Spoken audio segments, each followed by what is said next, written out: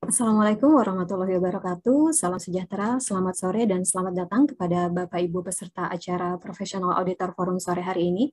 Kami juga ucapkan selamat datang kepada Bapak Resdi Benyamin, Teknologi Consulting Partner LSM Indonesia, selaku pembicara, dan Bapak Anggiat Panggabean, VP Audit Manajemen PT Perkebunan Nusantara 3 Persero, yang akan memimpin jalannya forum sore hari ini.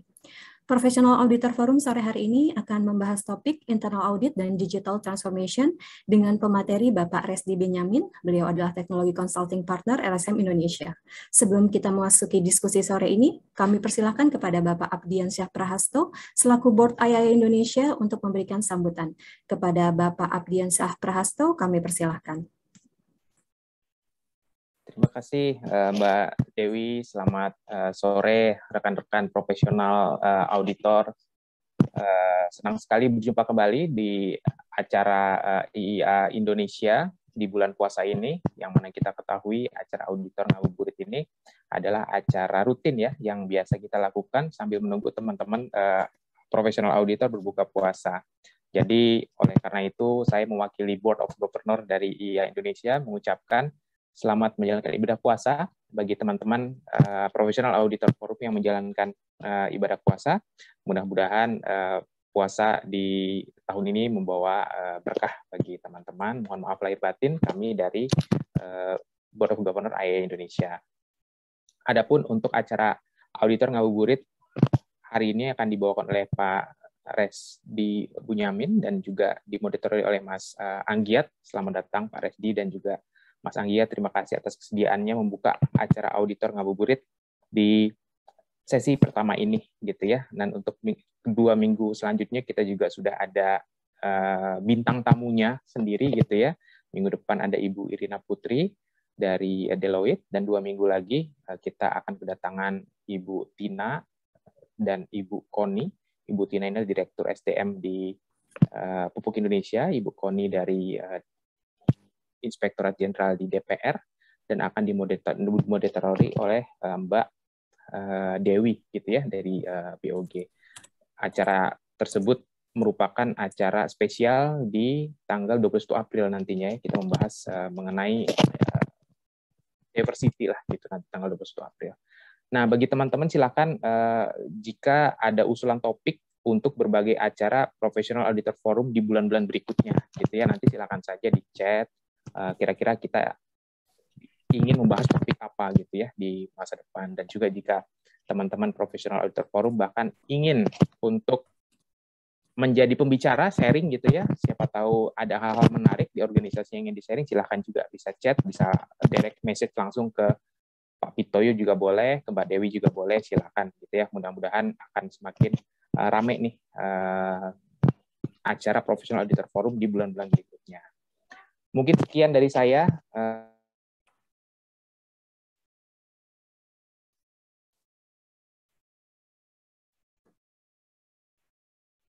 Nah.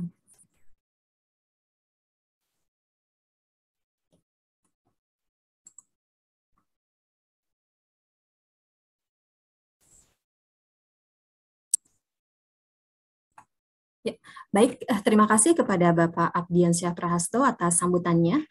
Baik, Bapak Ibu, kita mulai saja untuk acara auditor ngabuburit sore hari ini yang akan dipandu oleh Bapak Anggiat Panggabean. Beliau merupakan lulusan D3 Sekolah Tinggi Akuntansi Negara dan Sarjana Ekonomi dari Sekolah Tinggi Ilmu Ekonomi Indonesia.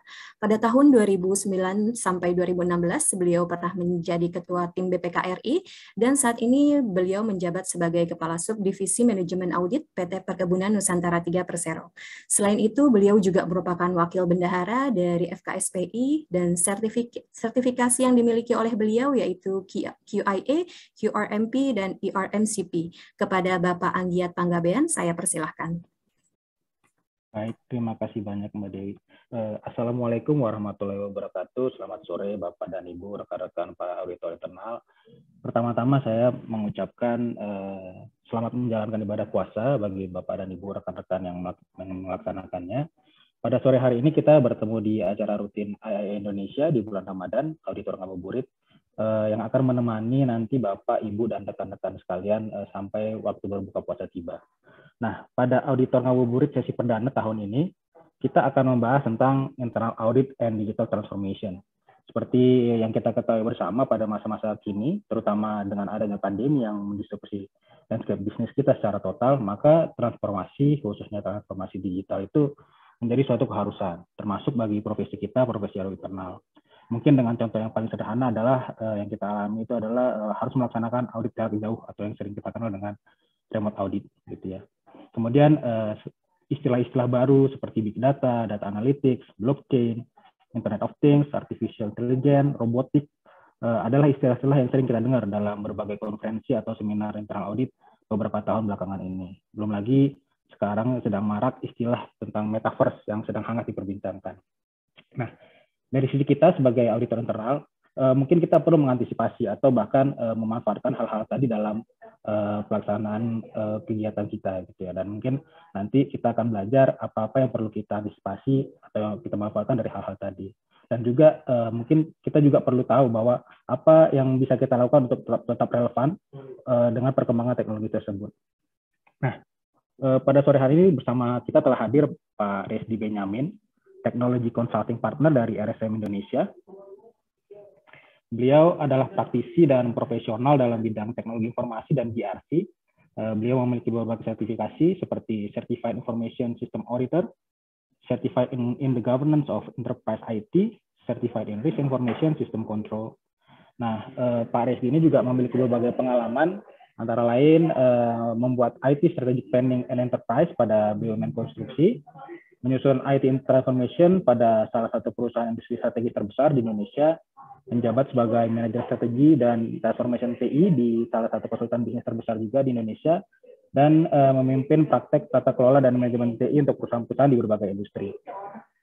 Pada sore hari ini beliau akan menyampaikan materi tentang perkembangan teknologi dan transformasi digital yang dapat diterapkan pada audit internal dan dampaknya bagi pencapaian misi dari audit internal itu sendiri, yaitu melindungi dan memberi nilai tambah bagi organisasi kita. Itu secara ringkas CV beliau, dan nanti bagi rekan-rekan yang ingin bertanya dapat mengajukan pertanyaannya pada kolom chat yang akan kita bacakan pada saat sesi tanya jawab, atau bisa juga melalui raise hand nanti pada saat sesi tanya jawab. Oke, tanpa berlama-lama lagi, untuk pada Pak Resdi Benyamin, kami mohon kesediaannya untuk membagikan materinya. Silakan Pak Resdi. Baik, terima kasih Pak Anggiat. Selamat sore semua teman-teman IIA members. Assalamualaikum warahmatullahi wabarakatuh. Berjumpa dengan saya di bulan suci Ramadan ini sambil menunggu berbuka puasa bagi yang menjalankan. Kita sambil sharing-sharing gitu ya, apa yang sekarang ini sedang ramai, yaitu digital transformation, kemudian dikaitkan dengan institusinya nih, yaitu IIA. Jadi judulnya Internal Audit and Digital Transformation. Saya izin share materinya ya. Materinya sudah saya sampaikan juga ke Pak Pitoyo dalam bentuk PDF. Nanti ada beberapa interaktif gitu ya. Ada beberapa polling yang saya minta Bapak dan Ibu untuk mengisi supaya kita tahu bagaimana pendapat para peserta terhadap suatu isu atau suatu topik gitu ya. Sudah terlihat ya presentasinya ya? Sudah, Pak. Ya. Nah, ini sebelum masuk, perkenalkan saya Resdi Benyamin. Tadi saya sudah disebutkan CV-nya, saya Teknologi Consulting Partner di RSM Indonesia. Jadi lebih ke arah teknologi gitu ya, domainnya. Jadi nanti kalau ada pembahasannya tentang auditnya kok ke IT lagi karena relevan dengan background-nya saya gitu ya. Jadi nanti kalau yang teman-teman dari internal audit tapi spesifikasinya spesialisasinya di operational audit gitu ya, HR audit gitu ya. Jadi mohon dimaklumi. Nanti kita bisa diskusi, malah saya yang sambil belajar. Kita ada polling dulu. Di sini sudah muncul question number 1. Apa yang menurut Anda itu pentingnya digital transformasi terhadap keberhasilan perusahaan itu seperti apa sih? Apakah penting banget atau so-so, netral atau nggak penting gitu ya? Nah, udah ada nih pollingnya. Langsung.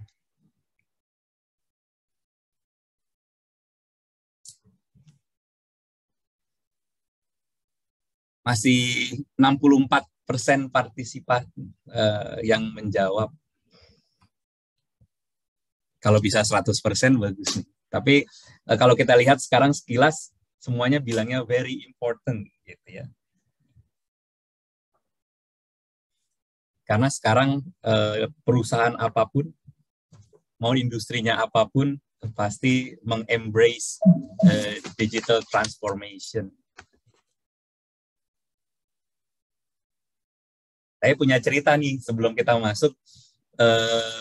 Pasti Bapak Ibu peserta member IIA kenal banget nih sama ada dulunya pesulap, tapi kemudian jadi host TV karena dia pikir jadi pesulap itu kayaknya udah cukup nih, udah di puncak gitu ya. Terus kemudian ya udah deh jadi host TV tapi yang nggak ada hubungannya sama sulap, jadi talk show biasa. Terus karena TV sekarang sudah jarang yang nonton, akhirnya punya inisiatif bikin podcast gitu ya. Masih tahu siapa ya. Dan sekarang udah jadi YouTuber paling top dengan penghasilan tertinggi karena switch to digital gitu ya. Nah, di sini analoginya adalah ya sama aja dengan perusahaan gitu ya. Kalau masih stick to apa yang dia geluti selama ini, kemudian memang passionnya ya kan buat tokoh tersebut passionnya di dunia magic, mentalist kan orang sebutnya ya, sampai menang di juara dunia itu kok dia switch ya. Dan begitu switch ternyata benar dunia yang tadinya digeluti udah surut ininya, popularitinya tidak bisa make more money gitu ya, sehingga perlu ada kesediaan, kerelaan gitu ya, mindset switch gitu ya, kemudian juga ada persistency, walaupun dikatakan sama orang lain, loh kok sayang amat sulapnya ditinggalin gitu ya, ya saya yakin bahwa inilah yang akan mengubah jalan hidupnya dan akan mendatangkan penghasilan lebih besar gitu ya. Nah itu berarti salah satu introduction untuk digital transformation. Nah kalau kita lihat berarti digital transformation ini sangat penting nih. Kalau dari pollingnya semua setuju bahwa most likely teman-teman setuju bahwa digital transformation itu penting. Terima kasih atas partisipasinya di polling number 1. Nah, RSM juga memiliki survei secara global. Perusahaan kami juga mengajukan pertanyaan yang sama ke beberapa responden. Kurang lebih hasilnya sama. Jadi mayoritas mengatakan very important, kemudian yang kedua somewhat important juga yang tadi. Berarti sampel kita sama nih ya, kalau kita punya tadi ada 70 atau 100-an partisipan, berarti hampir mirip gitu ya dari sisi rankingnya. Gitu. Nah, apa yang akan kita diskusikan pada sore hari ini, saya bagi menjadi 3 bagian perspektif atau point of view. Jadi yang pertama adalah kita sebagai internal auditor berkenalan dulu nih, apa sih yang disebut dengan, apa yang dimaksud dengan digital transformation. Jadi sama-sama putih. Ya, kita di organisasi apa sih digital transformation? Gitu. Kita ngelongkok ke luar, oh ada artificial intelligence, ada machine learning, ada IoT, ada cloud, ada metaverse, ada 3D printing, dan lain-lain. Itu perspektif nomor 1. Kita nanti diskusikan atau saya perkenalkan what is digital transformation. Kemudian perspektif yang kedua, kita nanti akan bahas bagaimana cara mengaudit digital transformation kalau perusahaan kita sudah mengembrace atau sudah mengadopsi digital transformation. Ya, jadi misalnya kalau udah ada HR pakai data analytics gitu ya, untuk seleksi karyawan kemudian untuk mengukur kinerja annual performance evaluation kemudian marketing misalnya pakai chatbot misalnya gitu ya, artificial intelligence gitu. Nah, bagaimana ngaudit teknologi yang seperti itu ya, bagaimana kita bisa rely on artificial intelligence gitu. Jangan-jangan kecerdasan buatannya nggak terkontrol gitu ya. Ya makin cerdas tapi malah merugikan atau malah jadi berbalik ke perusahaan kita gitu. Nah, ini bagaimana mengassurance digital transformation. Nah, kalau kita lihat di gambarnya ini yang kedua, internal auditnya putih gitu ya. Tapi yang function-function lain, HR, operation, marketing, semua sudah mengembrace digital transformation. Tapi karena perusahaan kita sudah mengadopsi digital transformation, pasti nanti internal audit juga tertransform juga dengan digital transformation tersebut. Jadi kena juga imbasnya, mengembrace juga digital transformation, sehingga jadi biru juga nih yang di ketiga. Nah, yang di ketiga perspektifnya adalah kalau internal audit itu mengimplementasikan digital transformation, ada teknologi-teknologi apa saja sih yang bisa membuat pekerjaan seorang internal auditor itu menjadi lebih mudah, lebih cepat, lebih akurat, lebih independen. Itu kan yang paling penting ya, independensinya juga tetap dijaga. Nah, jadi dari sore hari ini kita bagi 3 pembahasan ya, perspektif nomor 1, 2, dan 3. Kita masuk yang pertama. Kalau tadi kecil, sekarang saya zoom gambarnya, kita lihat perspektifnya begini nih. Kita sekarang ada di internal audit nih di sini. Nah, kita pengen lihat di sana tuh ada jargon-jargon apa sih, banyak yang kalau kita sering ketemu di seminar atau kalau kita nonton podcast di YouTube suka ada orang bicara tentang metaverse gitu, lagi ramai. Terus kemudian tentang Internet of Things, IoT. Malah ada yang ngomong juga IOE gitu ya, Internet of Everything. Semua bisa connect ke internet gitu, semua bisa punya IP gitu ya, bisa diakses secara remote. Entah itu gate kantor gitu ya, gate gedung, kemudian CCTV, lampu pengatur lalu lintas gitu ya, switch lampu dan lain-lain. Kemudian ada AI, ini sekarang marak sekali diperbincangkan, artificial intelligence atau bahasa Indonesianya kecerdasan buatan. Nanti kadang-kadang juga disandingkan dengan machine learning atau pembelajaran mesin gitu ya. Jadi komputer kita bukan hanya memproses input dan mengeluarkan output, tapi juga bisa belajar gitu ya.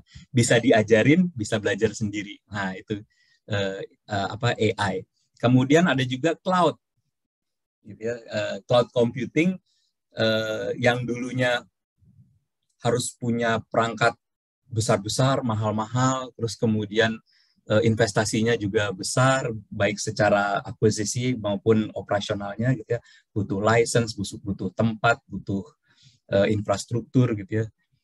Sekarang kok ada teknologi cloud yang pay as you go gitu ya, pay per use. Apa yang kita gunakan, apa yang kita pakai, itu yang dibayar gitu. Kemudian kita tidak perlu dalam tanda petik memiliki infrastrukturnya, yang penting kita mendapatkan manfaatnya gitu ya, bisa berbagi pakai dan lain sebagainya. Nah, itu salah satu komponen dari digital transformation. Kemudian juga ada augmented reality. Nah, ini nanti dalam beberapa tahun ke depan, kalau dulu back 10 years ago gitu, 10 tahun yang lalu, orang-orang masih lihatnya kalau tablet itu atau iPad itu barang mewah. Kalau sekarang di rumah sakit, di restoran, semua kalau misalnya mau pesen, malah ada yang disediakan tablet gitu ya untuk order, atau waiternya pakai smartphone atau pakai tablet, atau kita scan barcode pakai tablet gitu ya. Nah, apa yang tadinya mahal jadi sekarang umum. Nah, sekarang masih belum marak nih orang pakai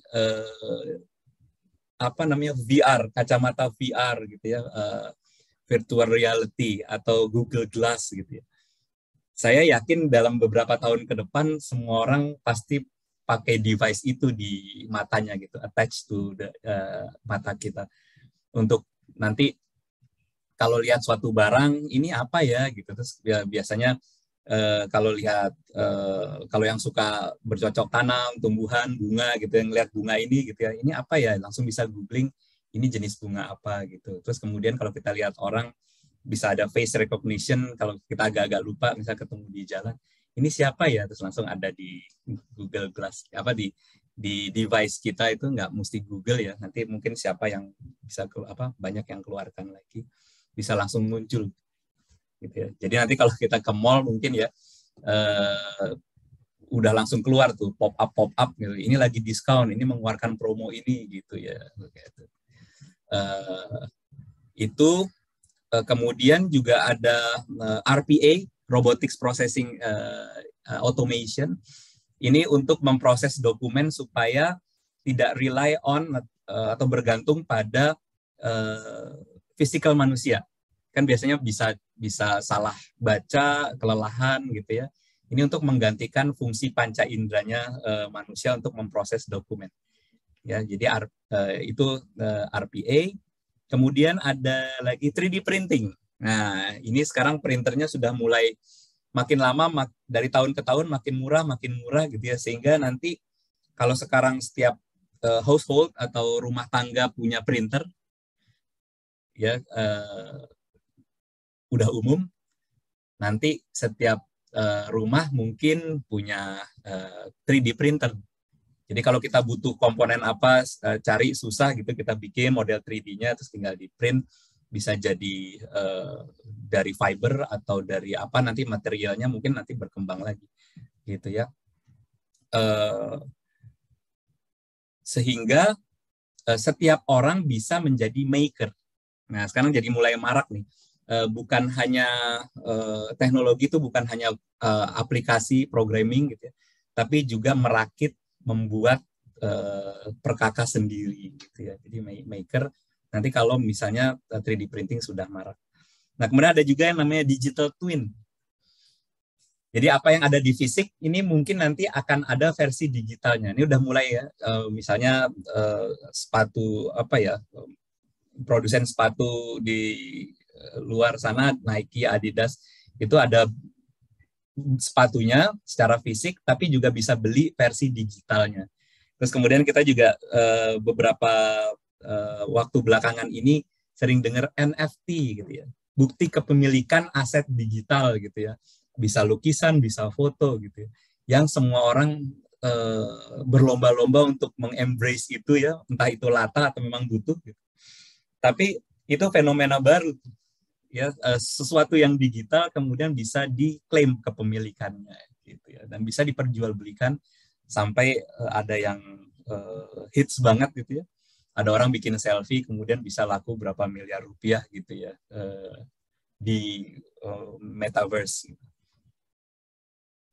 Nah, ini yang perlu kita kenali gitu ya, digital transformation. Kemudian dalam realm itu atau di dalam domain itu ada apa saja sih gitu, supaya nanti sebagai praktisi audit itu juga paham kalau misalnya ada yang bicara jargon-jargon atau istilah-istilah tersebut. Nah, kemudian yang perspektif kedua, kalau perusahaan kita sudah mengimplementasikan sebagian kecil atau besar atau uji coba digital transformation, gitu ya.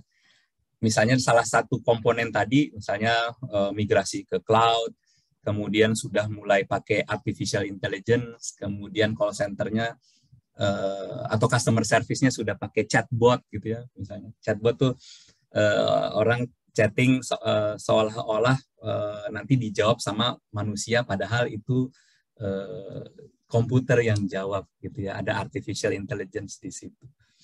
Nah, bagaimana kita mengaudit teknologi-teknologi yang diadopsi tersebut, gitu. Nah, berarti kan jungkir balik lagi tuh sebagai internal audit, mendefine audit strateginya seperti apa, kemudian audit programnya juga direvisi lagi, kita rethink lagi, redefine lagi, kemudian skills juga di-upgrade, gitu ya. Skill untuk menggunakan tools-nya, kemudian business acumen-nya juga, gitu ya. Tentang teknologinya yang digunakan seperti apa, itu juga mesti dipelajari juga, sehingga tidak hanya bisnis proses setiap function di sini, tapi juga teknologi yang di-adopt tersebut untuk menjalankan digital transformation di perusahaan kita. Itu yang perspektif kedua. Nah, yang ketiga, karena internal audit juga bagian dari perusahaan yang sedang bertransformasi, sehingga pasti kecipratan atau malah di-encourage juga untuk bertransform, gitu ya. Jadi internal auditnya juga harus menggunakan misalnya artificial intelligence, nanti ada data analytics, kemudian ada mungkin tools-toolsnya juga menggunakan tools-tools yang ada di cloud, gitu ya, sehingga kita juga harus familiar dengan cara kerja baru nanti, gitu ya. Kitanya kena digital transformation, kalau yang perspektif kedua, kitanya harus mengaudit digital transformation yang dilakukan atau yang diimplementasikan oleh perusahaan kita. Poll number 2 sekarang. Saya klik poll-nya ya.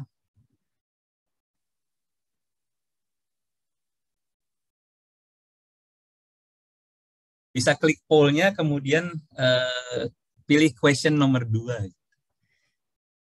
Silakan Bapak Ibu untuk menjawab berdasarkan pandangan Anda. Sebenarnya aspirasi utama untuk digital transformation outcome atau hasil dari digital transformation outcome yang diharapkan itu apa sih? Sekarang ini ya, today. Sekarang tahun 2022, Bapak Ibu mengharapkan apa dari digital transformation?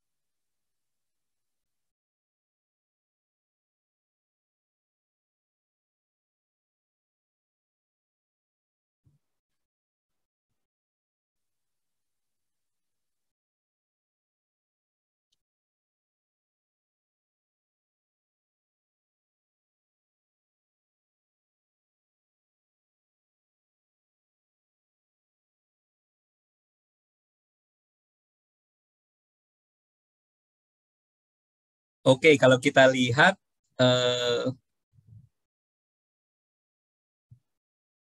diharapkan digital transformation bisa melakukan apa yang kita lakukan selama ini, tapi lebih cepat, lebih efektif, lebih efisien, gitu ya. Kemudian urutan nomor 2-nya adalah memodernisasi brand perusahaan kita dengan kapabilitas baru, bahwa nanti bisa sampaikan ke publik, ke customer gitu ya, digadang-gadang bahwa kita telah melakukan digital transformation gitu. Jadi bisa menaikkan reputation gitu ya, reputasi. Yang ketiga, untuk mengubah bisnis model kita, karena yang mungkin yang lama sudah usang, kita perlu bertransformasi. Kalau nggak digital, sekarang kayak tadi kasusnya pesulap yang jadi podcaster gitu ya, kita akan ketinggalan gitu ya, dan jalan di tempat. Terima kasih atas partisipasinya di poll nomor 2.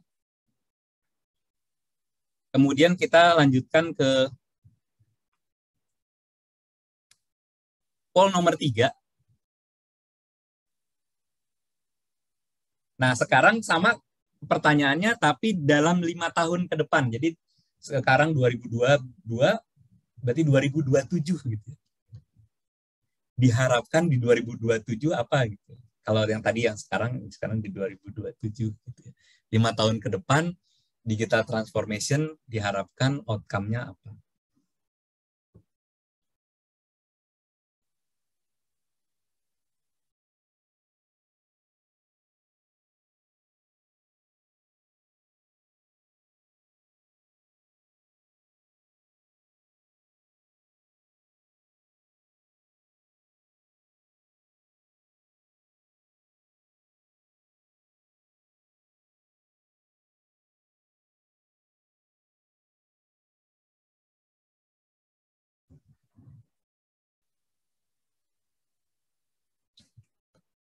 Nah, kalau kita lihat urutannya jadi berbeda nih ketika ditanyakan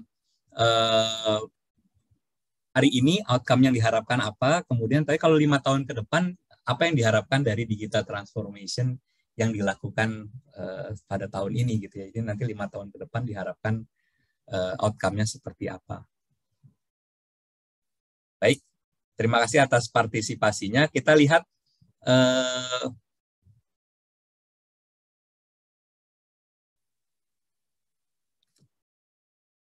polling yang dilakukan oleh RSM Global dengan pertanyaan yang sama.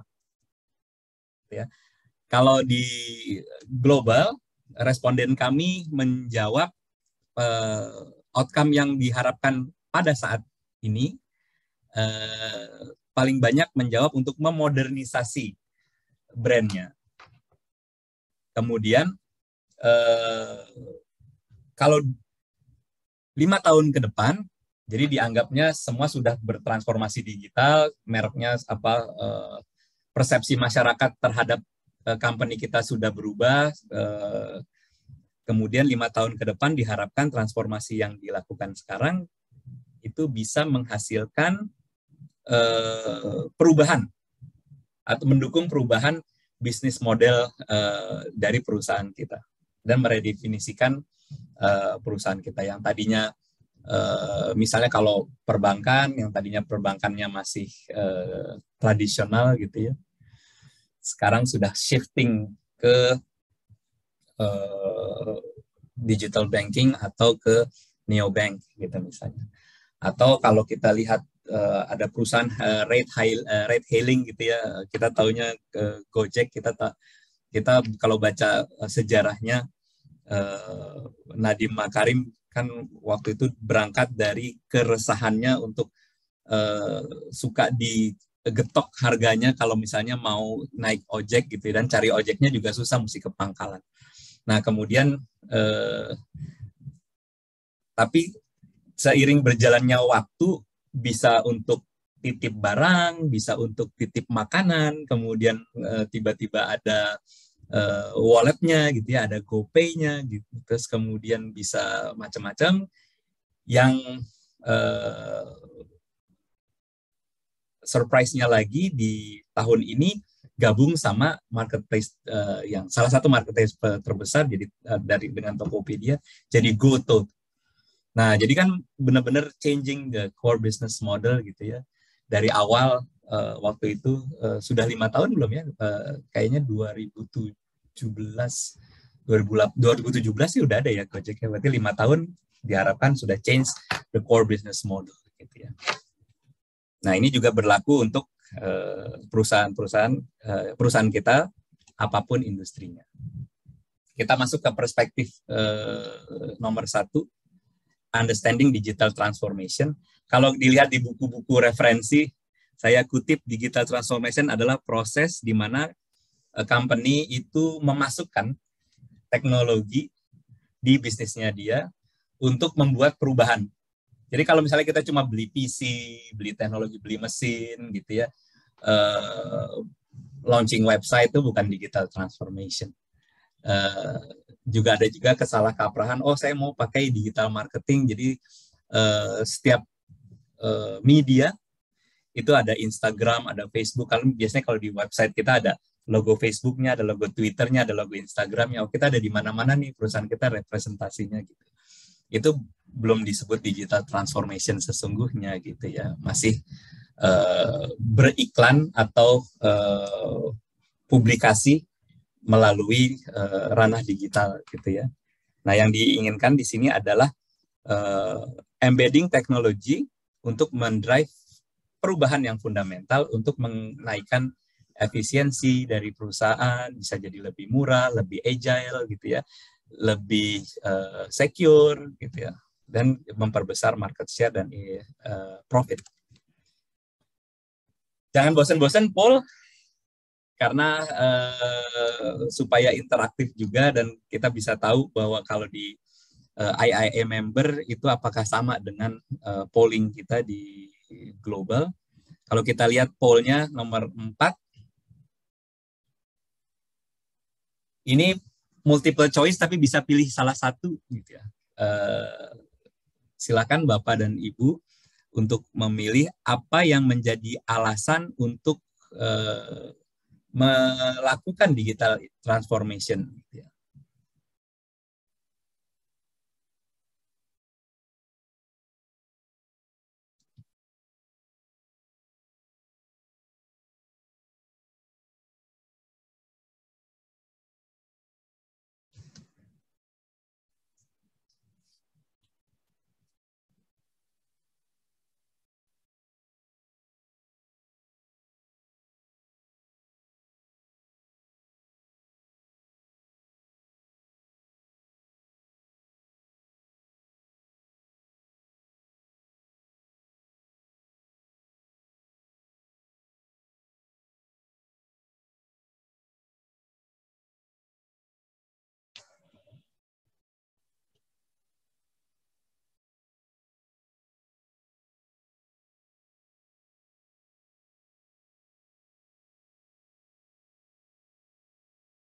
Nah, kalau kita lihat sementara jawaban terbanyak adalah dari responden sore hari ini untuk mengubah culture atau budaya perusahaan, kemudian mengubah cara kerja kita dengan memberikan sumber daya yang baik untuk meningkatkan kolaborasi dan inovasi.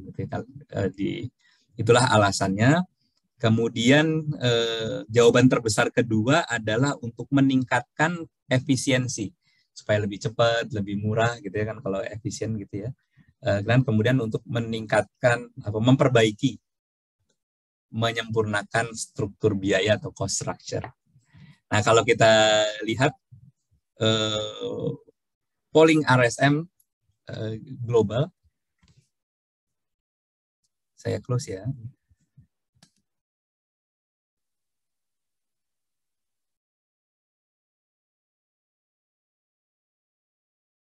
Karena tadi multiple choice dan bisa pilih lebih dari satu,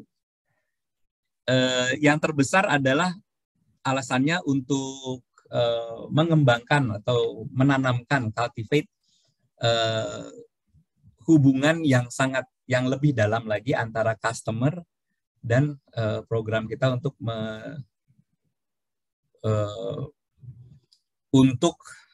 memenuhi permintaan atau meet demand. Kemudian ada 28% sama nih, meningkatkan efisiensi operasional kita, mengimprove tadi struktur biaya, kemudian meningkatkan atau menciptakan produk-produk baru, layanan-layanan baru, offering baru gitu ya.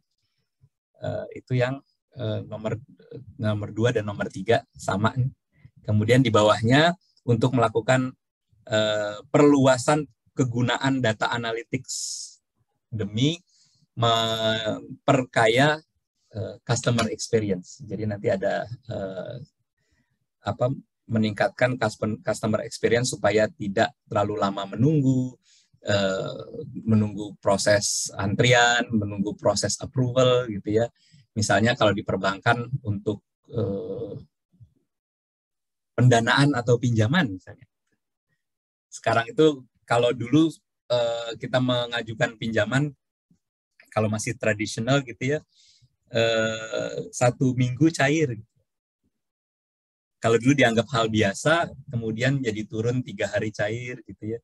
Nah, tapi sekarang ini banyak yang fintech gitu ya. Kalau memang sudah lengkap persyaratannya dan kemudian kredit ratingnya sudah oke gitu ya, bisa dalam hitungan jam misalnya. Beberapa iklan juga bilang ada tidak sampai 1 jam cair gitu misalnya, atau instant disbursement gitu ya, langsung cair gitu ya. Nah itu bisa membuat customer experience yang lebih baik lagi.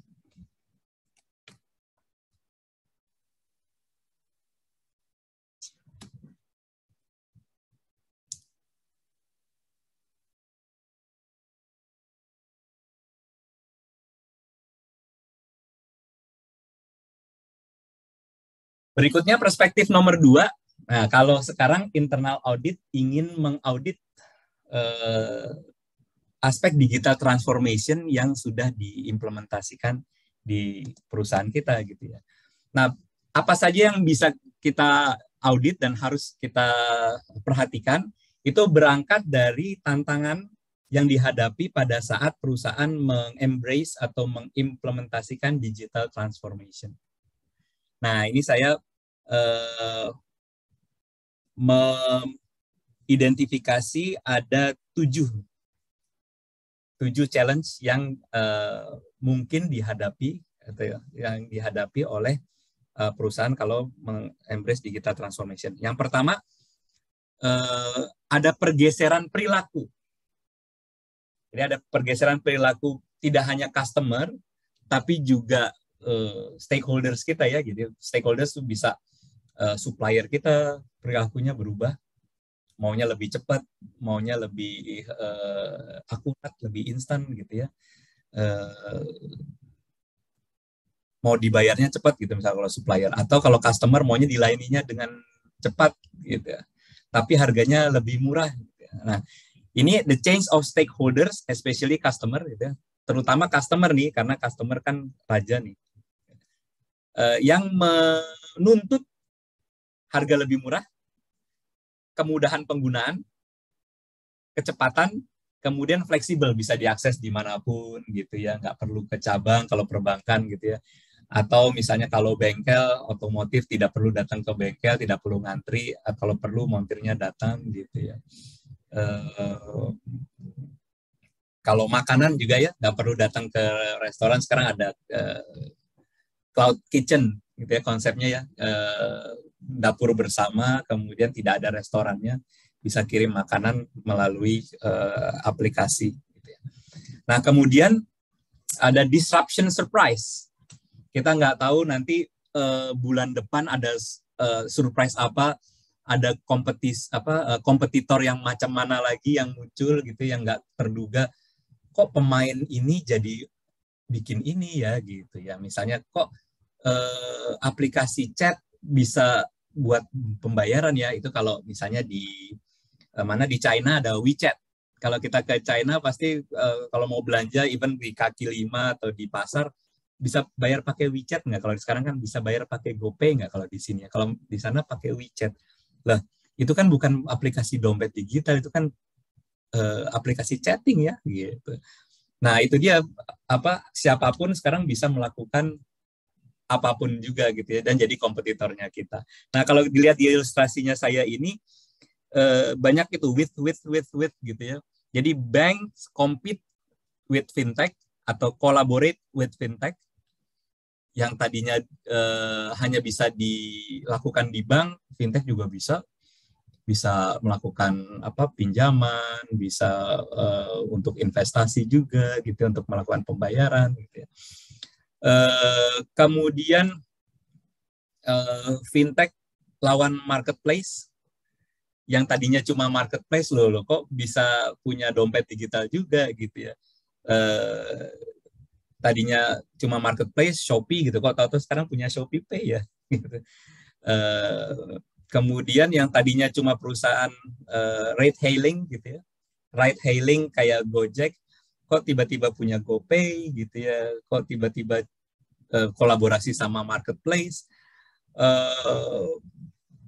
Kalau telco gitu misalnya, kok tiba-tiba Telkom, dalam hal ini Telkomsel, kemudian link aja gitu, kok bisa juga jadi kompetitornya perbankan atau fintech gitu ya, karena menciptakan ekosistem dompet digital tadi pakai link aja. Stock broker, sekarang kita bisa beli reksadana di marketplace gitu ya, mungkin nanti bisa beli saham, transaksi apa nih sekarang yang lagi ramai, kripto kah atau forex kah, instrumen investasi gitu ya, atau trading nama kerennya, bisa juga ya. Nah, ini ada beberapa yang nggak saya tulis, misalnya ada medical technology kayak Halodoc gitu ya, atau mungkin nanti Halodoc compete dengan Traveloka gitu ya, ini transportation. Ternyata Traveloka bukan hanya untuk pesan tiket pesawat gitu ya, hotel, bisa juga untuk rekreasi. Nanti entah mungkin punya dompet digital juga, nggak ngerti saya ke depannya seperti apa. Nah, dengan demikian jadi challenge nih untuk kalau kita mau menjalankan digital transformation, kita juga harus siap ada disruption surprise dari sisi bisnis kita.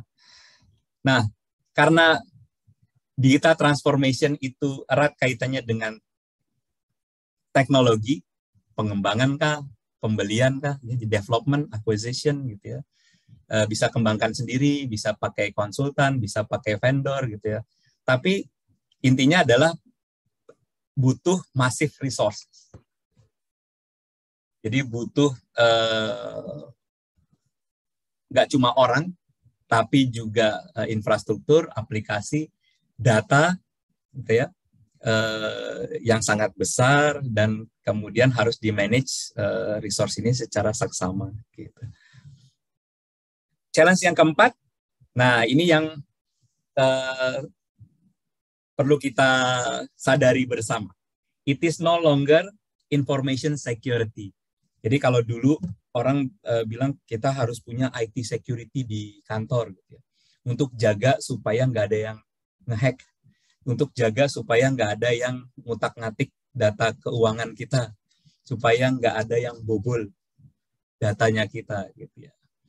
Tapi sekarang ini dengan adanya digital transformation, yang harus dijaga bukan information. Kalau information diapa-apain, ya memang sih bisa merugikan perusahaan.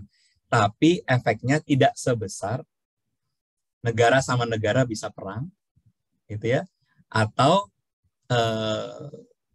masyarakat bisa mengalami bencana, bisa celaka, atau satu keluarga, atau satu individu, gitu ya. Nah ini, jadi sekarang ini bukan eranya information security, tapi satu, data privacy, yang kedua public safety. Jadi bukan keamanan, tapi keselamatan, gitu ya. Sekarang kalau kita lihat, pasti kita kalau kemana-mana pakai Peduli Lindungi, gitu ya. Nah, setiap mau masuk MRT, Peduli Lindungi, masuk ke mall, Peduli Lindungi, gitu ya. Terus kemudian kita nyalahin juga Google yang bisa memonitor lokasinya kita setiap saat, gitu ya. Kalau kita nggak matiin ya, kalau kita nggak nonaktifkan, gitu ya.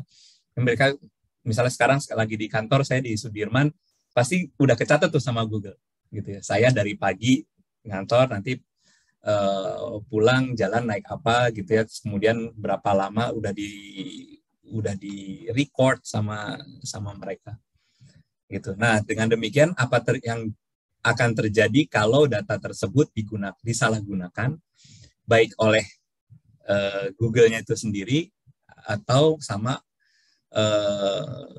yang memanfaatkan data tersebut, bisa beli dari Google atau bisa misalnya mendapatkan dengan cara yang ilegal gitu ya.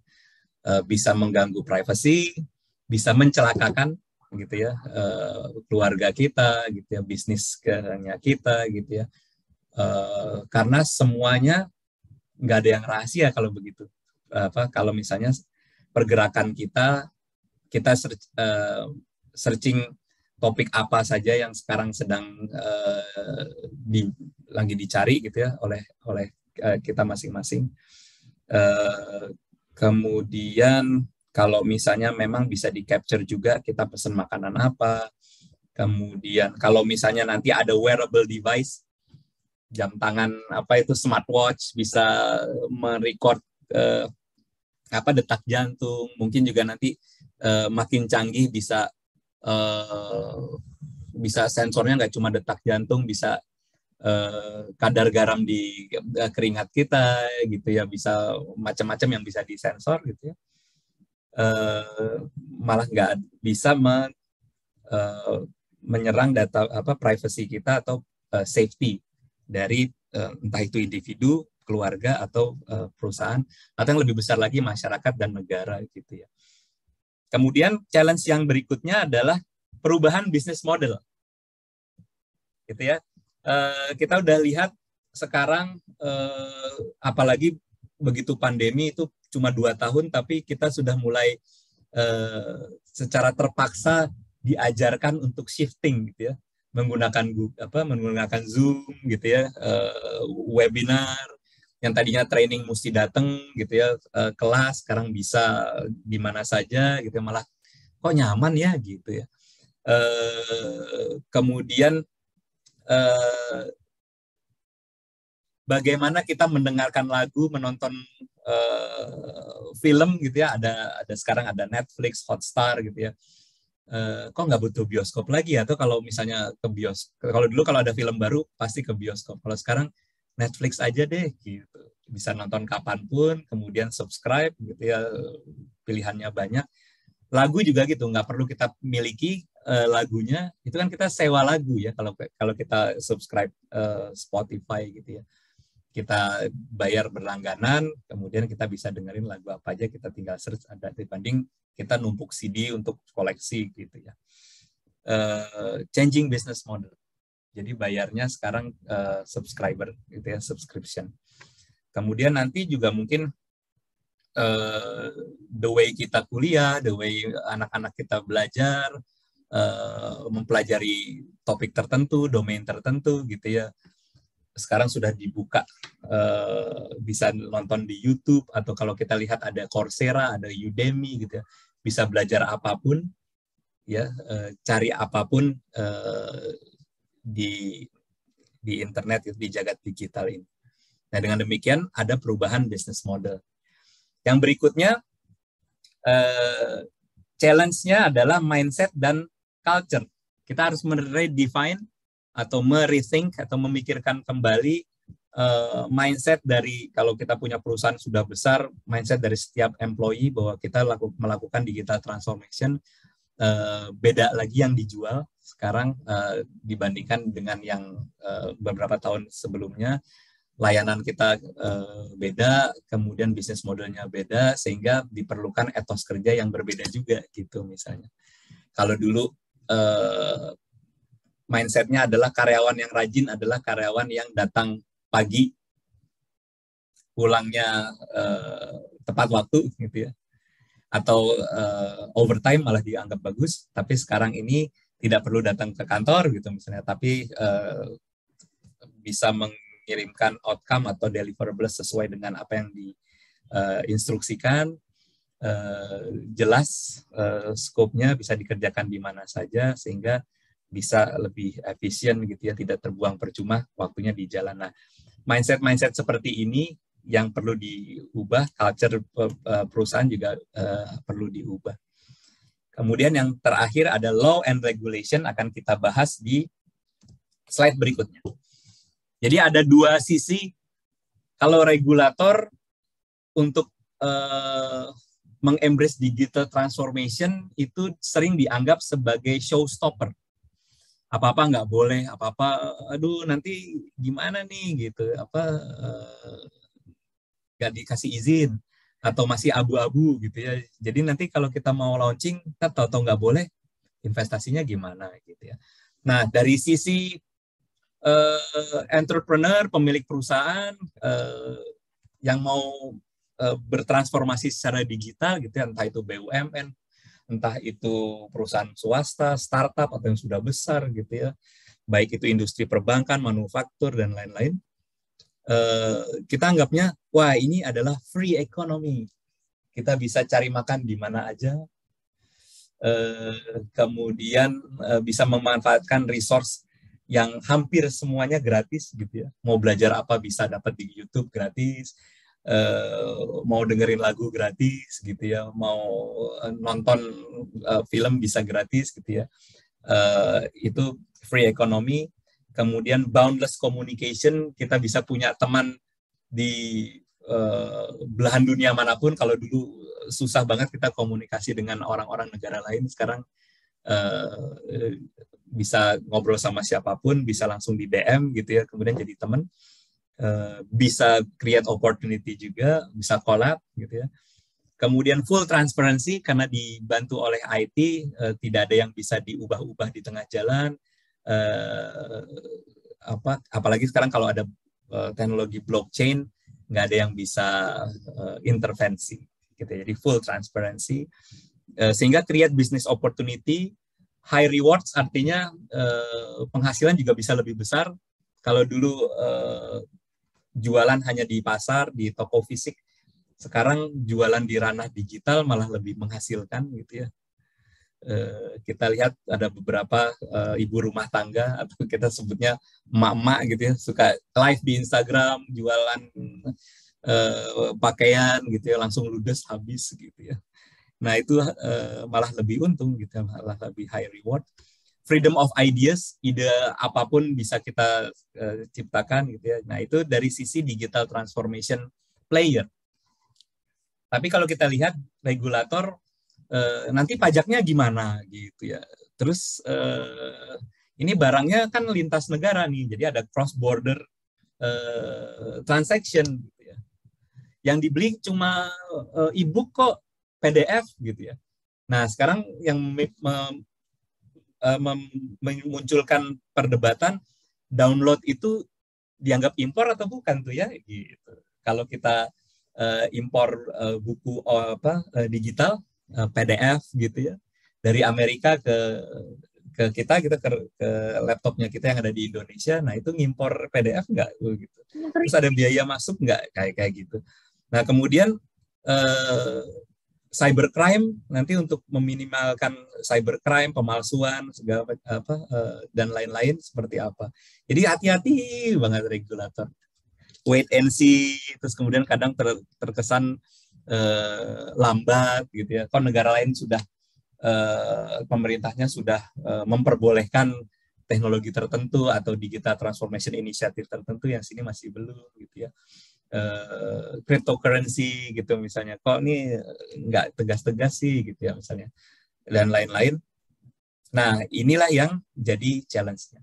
Nah dengan demikian dengan demikian sebenarnya setiap perusahaan itu jadi perusahaan teknologi ya.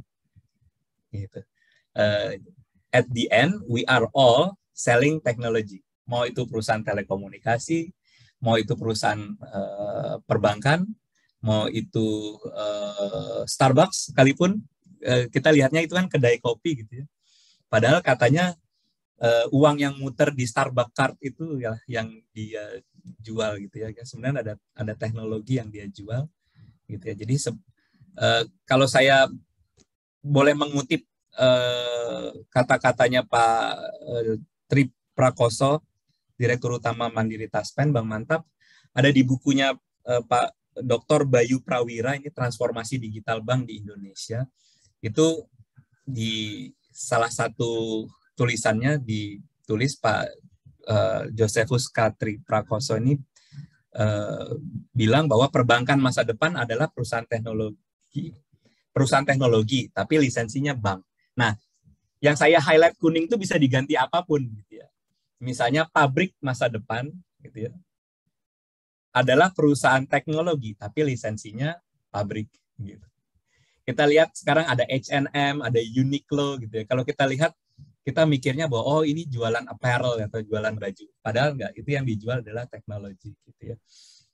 Bagaimana dia bisa ganti mode secara cepat, kemudian bagaimana bisa menyerap tren, gitu ya, keinginan sekarang nih mau seperti apa sih anak-anak sekarang, gitu ya. Kemudian bisa pesan lewat aplikasi, gitu ya. Jadi sebenarnya itu teknologi yang dijual, tapi di balik itu berlindung di balik license atau izin formalnya seperti apa. Gitu. Jadi di sini organization are actually sebenarnya menjual atau memprovide layanan teknologi, tapi merepresentasikan dirinya ke publik sebagai waktu itu daftarnya jadi perusahaan apa nih, atau secara formal di secara legal dan secara formal itu perusahaan apa, perusahaan telekomunikasi kah, marketplace kah, kedai kopi kah, gitu ya, dan sebagainya. Nah, dari challenge yang tadi, kita sebagai internal auditor itu mengaudit apa saja. Saya bagi menjadi dua, yaitu bagaimana kita bekerja setelah mengembrace digital transformation, gitu ya. Bagaimana orangnya bekerja, kemudian kita audit culture-nya, gitu ya, metode-metode yang digunakan. Sekarang ada metode Scrum, ada DevOps, DevSecOps, gitu ya. Kemudian ada skill-skill yang baru muncul, ada data scientist, ada UI developer, ada UX designer, gitu ya, user experience, user interface developer, mobile app development, gitu ya, developer. Yang kita audit juga organisasinya seperti apa, apakah organisasinya tetap hierarkikal kah, atau matriks kah, atau nanti ada model organisasi baru, itu juga bisa kita kita masukkan sebagai subjek dari audit. Salah satu aspek yang kita audit. Kemudian policy dan procedure yang berkaitan dengan digital transformation yang kita lakukan. Nah, yang kedua, teknologinya itu sendiri. Jadi yang pertama cara kerjanya, termasuk tata kelolanya. Kemudian yang kedua adalah teknologi yang kita adopt dalam menjalankan digital transformasi. Termasuk ada tools apa yang kita gunakan. Nanti kalau di IT ada untuk microservices, orchestration lah, ada yang namanya Kubernetes kah, gitu ya. Kita perlu mengakses, melakukan assurance terhadap teknologi-teknologi tersebut. Termasuk juga infrastrukturnya, cloud computingnya, gitu ya. Apakah datanya boleh disimpan di luar negeri kah, gitu. Apakah sudah certified ISO tertentu kah si provider data centernya, benar nggak ada di Indonesia, gitu. Apakah tidak ada yang dikopikan ke luar negeri, gitu ya. Bagaimana cara memastikannya. Nah, itulah berangkat dari challenge yang di slide sebelumnya tadi ini ya, behavior shape, disruption, resource, gitu ya, information security, public safety, kemudian tadi ada data privacy.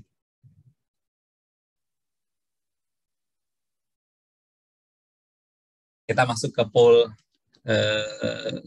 berikutnya. Question 5.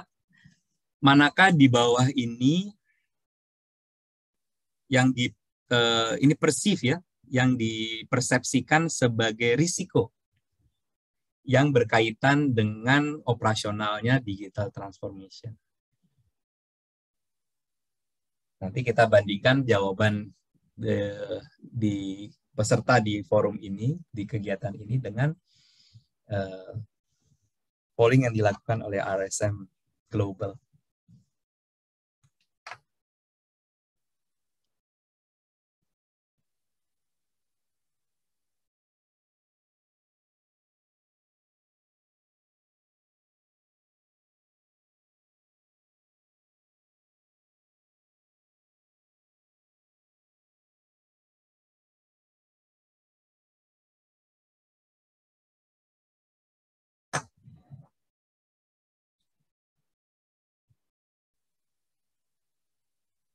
Nah, kalau kita lihat jauh ya cyber security dan data privacy gitu ya, yang dipersepsikan menjadi risiko yang terbesar dalam melakukan digital transformation, apalagi nanti dalam menjalankannya secara operasional. Kita lihat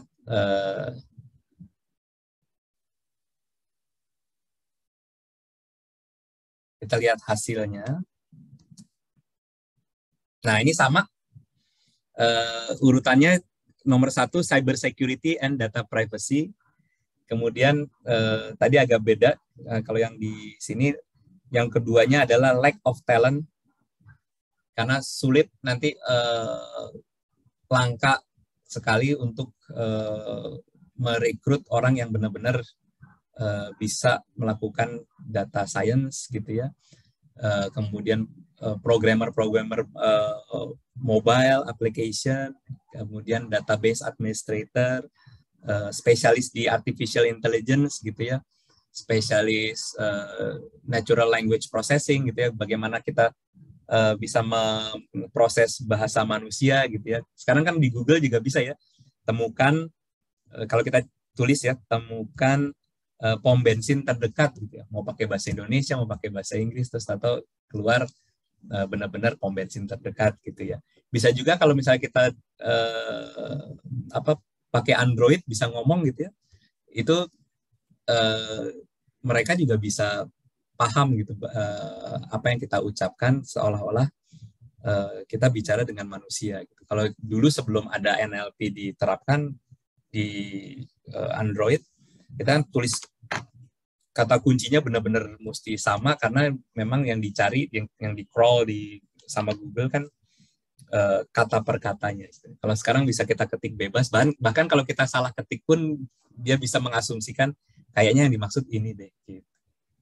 Ya. Itu lack of talent to execute. Kemudian speed of change yang kedua, scope of project, itu resiko yang berikutnya. Nah, tadi apa yang kita audit terkait digital transformation. Nah, sekarang perspektif yang ketiga adalah internal audit juga bertransformasi dong. Nah, apa aja sih yang ditransformasikan, dan kemudian ada potensial teknologi apa sih yang bisa di-embrace untuk mempermudah hidup internal auditor gitu, supaya lebih cepat kerjanya, lebih akurat, dan menjamin lebih terjamin independensinya. Kalau artificial intelligence bisa diterapkan untuk membantu menilai atau memahami apa yang kita audit gitu ya. Misalnya dari sekian banyak data, kemudian biasanya kita pilah kemudian secara manual. Nah, ini bisa diproses menggunakan artificial intelligence. Nah, kemudian yang kedua, robotics process automation. Ingat bahwa RPA ini tidak ada kecerdasan buatannya di dalam.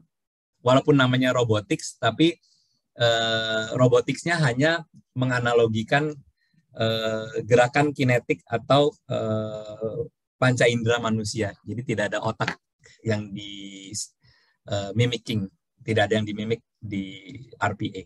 Jadi hanya mata, bagaimana kita membaca dokumen, kemudian dipilah gitu ya. Misalnya kalau ada satu form kertas gitu ya, kita scan, terus bisa tahu mana yang kolom nama, mana yang kolom alamat gitu ya, kemudian dimasukkan ke dalam format yang lebih digital. Jadi kalau kita lakukannya berulang-ulang, kemudian dimasukkan ke Excel, kemudian di format Excel-nya seperti apa, nah itu robotic process automation. Nah, mengenai RPA ini, tolong dihilangkan persepsinya bahwa ini bentuknya robot gitu ya. Hardware, kemudian robot ada tangannya gitu ya, ada apa kayak di pabrik-pabrik gitu atau yang kayak di film-film. Bukan seperti itu. RPA adalah suatu software, aplikasi sebenarnya yang di-embed di sistemnya kita, kemudian bisa diotomasikan mengerjakan seolah-olah dikerjakan oleh manusia gitu ya. Misalnya ketik di Excel, kemudian kita ratakan, kemudian kita hitung gitu ya. Melakukan kerjaan-kerjaan yang repetitif. Yang berikutnya, predictive analytics.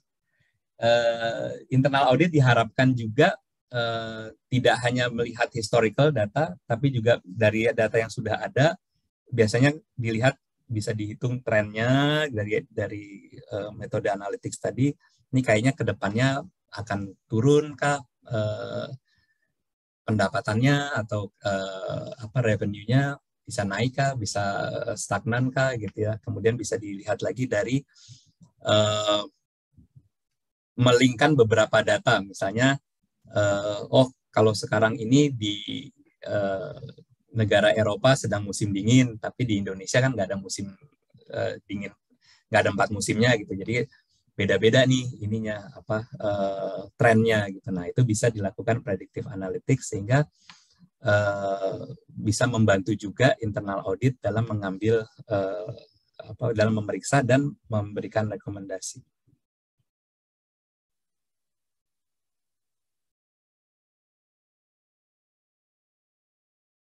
Nah, kalau dilihat sekarang penggunaan teknologi di internal audit function berdasarkan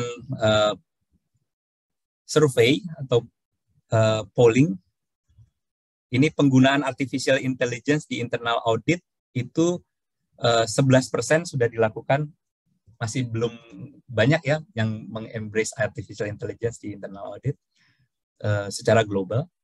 Kemudian 8% dari responden mengatakan akan menggunakan artificial intelligence.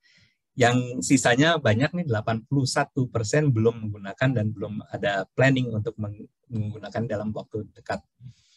Kemudian penggunaan RPA, nah ini udah mulai banyak karena bisa menggantikan peran manusia yang biasanya kelelahan kalau misalnya melakukan lelah atau bosan dalam melakukan pekerjaan yang berulang gitu ya. Ini 17% dari responden sudah menggunakan RPA untuk kegiatan internal auditnya, 22% planning to use, yang merencanakan, 61% belum kepikiran atau belum melakukan, belum mengimplementasikan RPA di internal audit. Kemudian PA itu predictive analytics, 22% sudah menggunakannya, lebih banyak ya. Nah ini nanti yang biru ini dari tahun ke tahun akan naik gitu ya, dan secara global internal audit function akan dibantu oleh teknologi-teknologi ini, terutama 3 ini, AI, RPA, dan predictive analytics.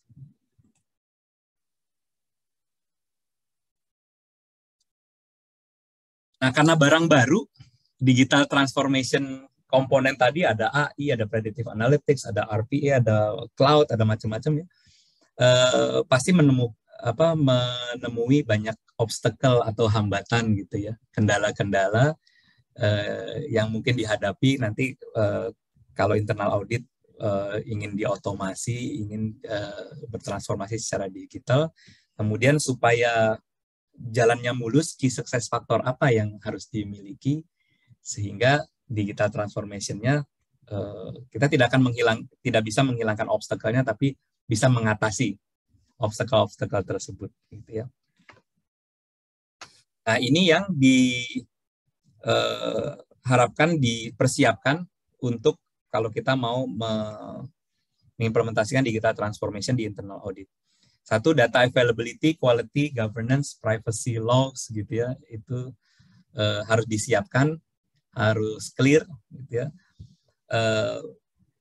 Kemudian yang kedua, akurasi data, karena kan garbage in, garbage out ya. Kalau misalnya datanya nggak clean, kemudian datanya nggak reliable, ya, nanti kalau kita melakukan analytics, apalagi itu predictive analytics, nanti prediksinya akan tidak sesuai dengan harapan.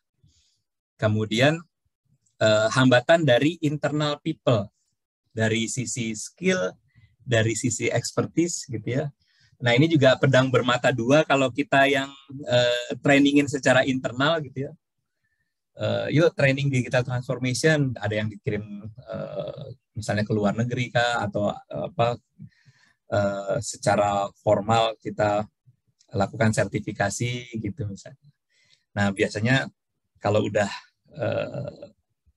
dapat sertifikasi tertentu, sudah agak pinter gitu ya, bisa pindah perusahaan gitu ya. Wah, ini kita udah invest ke orang ini malah pindah gitu. Nah, itu jadi kayak apa ya, ayam sama telur gitu ya. Mana duluan ya gitu. Kalau nggak kita upgrade, jalannya nanti lambat nih gitu. Skillnya nggak ke-upgrade. Tapi giliran ke-upgrade, loncat gitu ya, pindah. Nah, itu mesti ditentukan strateginya gitu, bagaimana meretainnya juga. Kemudian budget availability, karena ini digital transformation relate ke teknologi, pasti nggak murah gitu ya. Kemudian ada hambatan-hambatan key success factor yang berikutnya adalah teknologi, tools, dan infrastructure juga harus yang future ready. Maksudnya future ready itu masih ada spare kalau misalnya nanti berkembang, oh ini infrastrukturnya masih siap, entah itu bandwidth, entah itu scalability dari hardware yang kita miliki gitu ya. Ini nanti kalau tambahkan memori atau kapasitas processingnya masih bisa di-upgrade lagi nih. Atau kalau misalnya pakai cloud, apakah servisnya memungkinkan kita untuk upgrade sampai misalnya mengakomodir 5-10 tahun ke depan. Gitu. Nah, ini adalah key success factor untuk digitalisasi. Berikutnya, poll nomor 6. Yuk.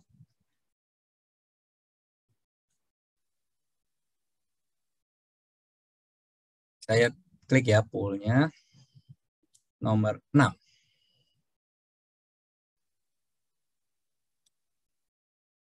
Saya launch ya. Yuk.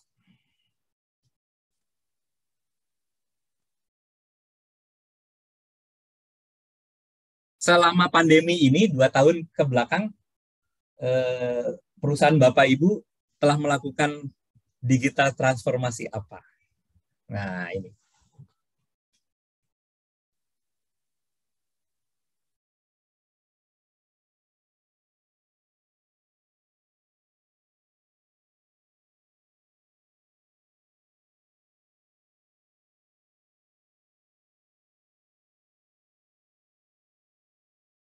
Nah, pandemi selama 2 tahun ini memaksa setiap orang, nggak cuma perusahaan, tapi masyarakat juga bertransformasi secara digital. Dari yang balita sampai yang manula itu terpaksa untuk bertransformasi. Jadi yang tadinya kalau anak kecil nggak usah ditanya digital transformation-nya ya, gitu. Jadi sekarang kalau kita lihat mau di kota kecil, mau di kota besar, mau di pelosok gitu ya, pasti udah main HP gitu ya, pegang, main TikTok, kemudian bisa geser-geser sudah bisa pakai gadget gitu ya. Nah, kalau kita lihat senior citizens gitu ya, orang-orang tua kita gitu ya, sekarang udah mahir gitu ya, video call. Coba kalau dulu sebelum pandemi maunya kan dikunjungi gitu ya, sekarang aduh nggak bisa dikunjungi nih gitu, sekarang video call. Udah tahu Zoom, udah bisa pesen GoFood sendiri gitu, pesen, tahu-tahu bisa mesen topet gitu. Atau datang paket, siapa yang beli nih gitu, atau bapak atau ibu nih yang pesan sendiri gitu ya, udah tahu cara ngisi GoPay gitu ya, macam-macam. Nah, berarti pandemi ini memaksa digital transformation lebih cepat diadopt gitu ya. Nah, kalau kita lihat yang paling besar adalah IT infrastructure. Pasti ya, untuk melakukan virtual meeting gitu kita perlu nambah bandwidth, kemudian tambah kapasitas kalau misalnya kita perlu untuk menyimpan beberapa informasi yang penting gitu yang tadinya nggak kita simpen secara virtual supaya bisa di-share gitu misalnya. Saya end poll-nya ya. Kalau kita lihat, nah ini survei yang dilakukan secara global during pandemic 2 tahun belakangan ini, yang dilakukan paling banyak itu data transformation, ya, mengimplementasikan data warehouse, data lake gitu ya, big data analytics. Kemudian keduanya cloud secara global, rame-rame pindah ke cloud gitu ya.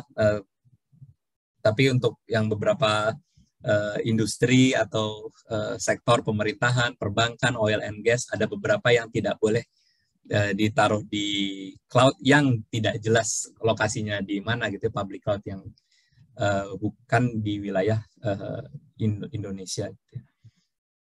Kemudian ada IoT, mungkin beberapa armada misalnya perusahaan logistik gitu ya, ditempel GPS untuk melihat nge-track armadanya kemana saja gitu ya.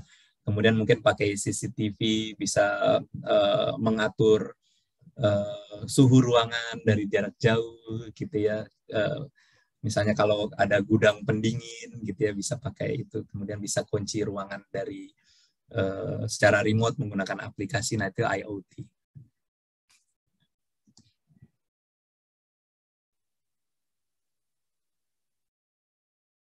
Nah, untuk mengintip the future of internal auditing, nah kita lihat ada risk assessment. Kalau di digital transformation itu nanti in the future kayak gimana sih risk assessment? Kita tahu bahwa melakukan risk assessment merupakan melakukan risk assessment sebagai annual planning tuh nggak cukup. Jadi setahun sekali melakukan risk assessment udah terlalu lama dianggapnya gitu ya. Kemudian yang kedua, beberapa function yang diperlukan untuk kolaborasi dengan stakeholders, misalnya shareholder, supplier, user, customer, employee di internal juga. Itu dibutuhkan suatu unit kerja sendiri untuk melakukan identifikasi risiko-risiko yang muncul atau risiko yang berubah levelnya.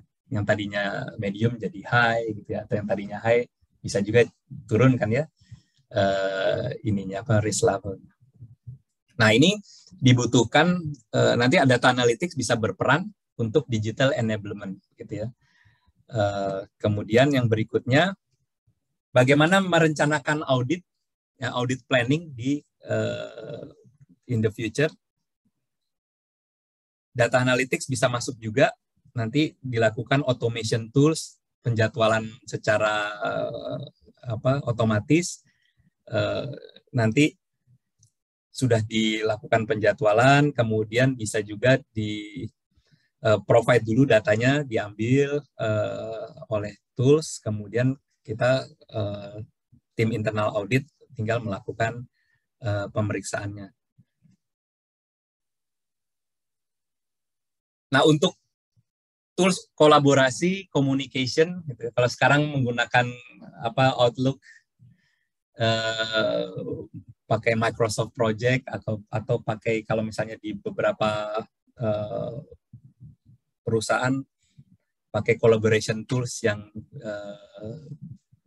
keluaran Microsoft gitu ya, atau ada kalau di kami di RSM pakai Inflow gitu misalnya. Nah itu nanti data analytics juga bisa di-embed untuk penggunaan tools dengan capability yang lebih advance lagi untuk mendistribusikan request list, ada PBC gitu ya, atau apa, document requirement, apa yang harus di review. Kemudian kalau misalnya bentuknya soft copy bisa dibaca menggunakan RPA gitu ya. Untuk tracking status sekarang melakukan auditingnya sudah sampai mana, siapa yang melakukan, kapan diharapkan selesai, statusnya seperti apa, apakah menggantung, pending, atau sekarang masih in progress gitu ya. Ini masih bisa di otomasi. Kemudian pelaksanaan audit in the future, melakukan target analytics, kita mau mengaudit apa nih, operational gitu misalnya, atau financial internal audit gitu ya. Nanti data finansialnya atau data operasionalnya bisa di retrieve, kemudian bisa dianalisis menggunakan data analytics. Begitu juga outputnya. Terakhir kan ada audit report gitu ya, hasil audit, dan kemudian ada rekomendasi-rekomendasi. Ini bisa dilakukan kalau sekarang ini kan audit report hard copy berbentuk laporan, nanti mungkin bisa soft copy atau malah berbentuk dashboard. Ini untuk continuous audit gitu misalnya. Dalam hal ini continuous audit atau monitoring nanti bisa dilihat dari dashboard gitu ya.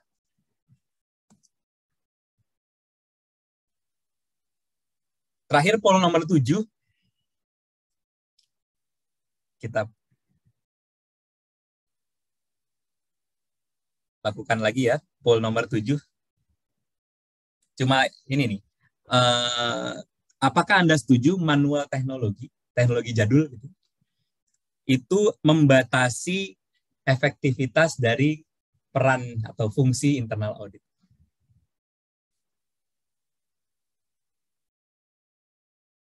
Mesti dibaca manual gitu ya, mesti pakai mata dan kepala gitu ya, mesti diperiksa satu-satu gitu ya, mesti tenteng-tenteng berkas gitu ya, dibawa ke kantor untuk diteliti lagi gitu.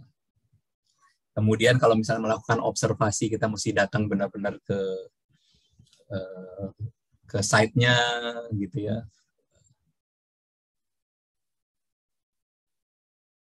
Nah, itu manual teknologi.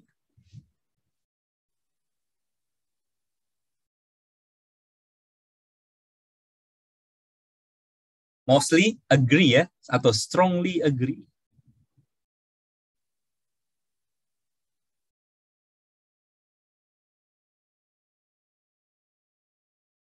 Saya end poll-nya.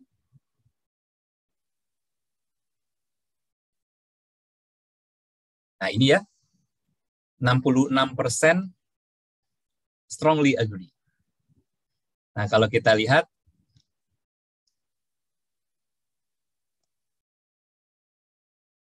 secara global 46% strongly agree.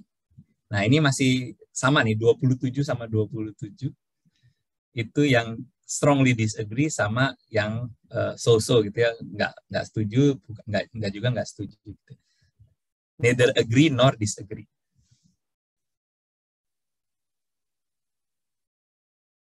Nah ini dari hasil survei juga, internal audit activity dan teknologi.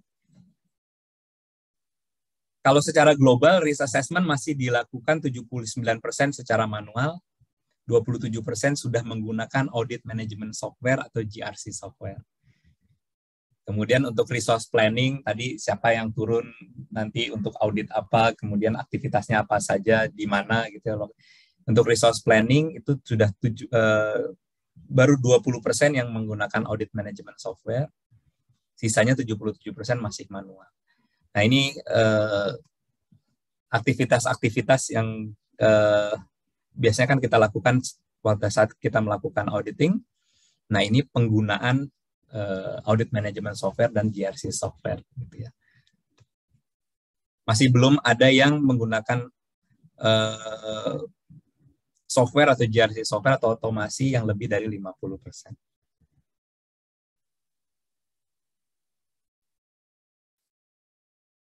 Demikian sharing saya hari ini. Mohon maaf atas kekurangannya. Silakan kalau misalnya ada yang ingin didiskusikan atau ada yang mau di-share dari pengalamannya gitu, silakan bisa ditulis dulu di chatnya.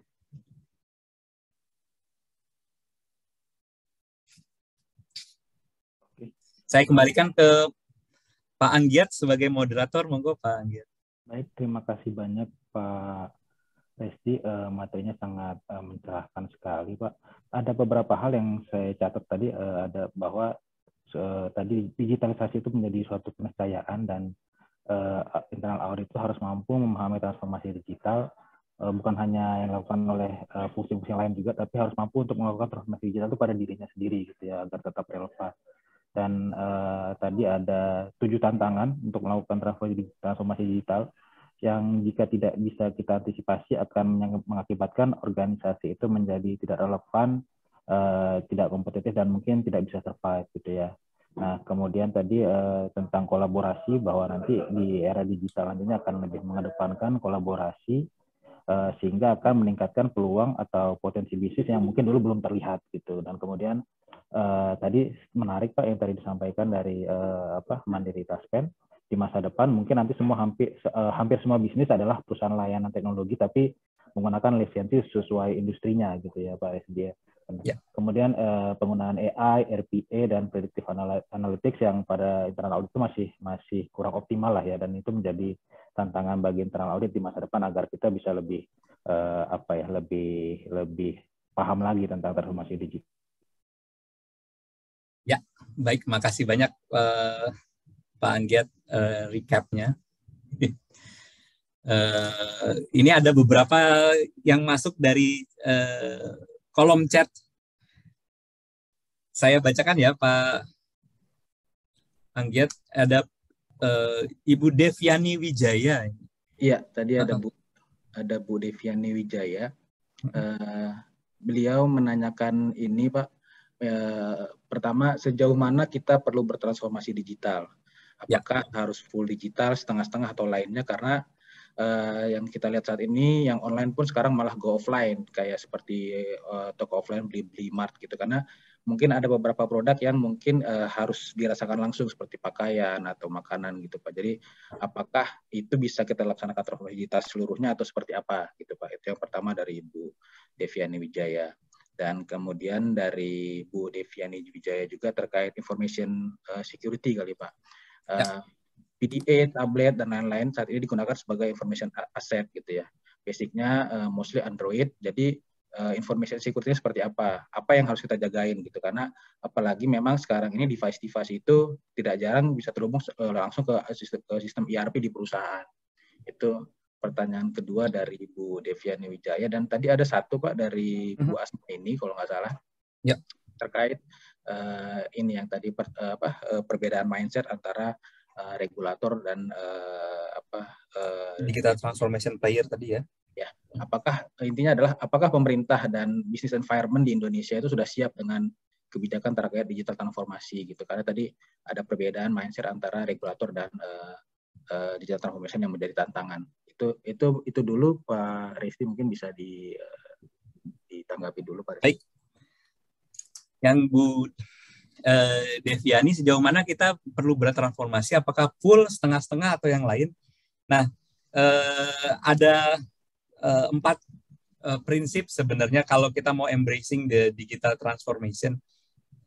Yang pertama, mindset dari internal kita itu harus prinsipnya seperti ini. Menerima digital transformation sebagai keniscayaan. Jadi bukan sebagai diferensiator. Jadi jangan sampai kita bertepuk dada bahwa kita telah melakukan digital transformation. Pasti sama orang lain bilang, itu mah biasa, kita semua juga melakukan itu. Nah, sehingga digital transformation itu bukan suatu privilege, bukan suatu keistimewaan, tapi memang harus kita lakukan kalau kita mau survive. Nah, dengan demikian, seluruh karyawan,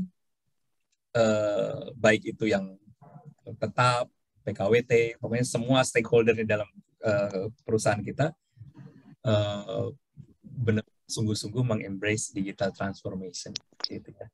Karena tidak mau tergerus, gitu ya. Kita nggak mau lagi tadi ada disruption surprise. Kita nanti bisa cepat banget yang tadinya jaya tiba-tiba tumbang, gitu ya. Kita pernah dengar Nokia, gitu ya, yang tadinya handphone sejuta umat sekarang nggak ada yang pakai lagi, gitu ya. Kemudian ada BlackBerry, gitu ya, tiba-tiba lenyap. Gitu. Dan ada beberapa deh macam-macam yang di lokal juga, kalau saya sebutin nanti takutnya malah menjatuhkan, gitu ya. Nah, mindset yang seperti itu, bahwa digital transformation adalah keniscayaan, bukan suatu diferensiator, harus di-embrace sama semua perusahaan, bank, apalagi ya perbankan. Kalau misalnya lengah sedikit pun, gitu ya, nanti akan ada substitusinya nih, gitu. Nah, kita sering dengar branchless banking, terus nanti ada bankless banking, gitu. Wah, melakukan perbankan tanpa bank, gitu ya. Sekarang udah mulai ada tuh ya, gitu. Kita bisa melakukan apa yang biasanya kita lakukan di bank, tapi bukan pakai bank, gitu. BUMN juga begitu. Jangan walaupun kita besar dan dimiliki negara, tapi bisa jadi kalah bersaing, terdisrupt oleh yang kecil-kecil, gitu ya. Nah, makanya harus bertransformasi secara digital. Government juga begitu, walaupun kita institusi pemerintah tidak ada kompetitornya dalam hal ini, gitu ya.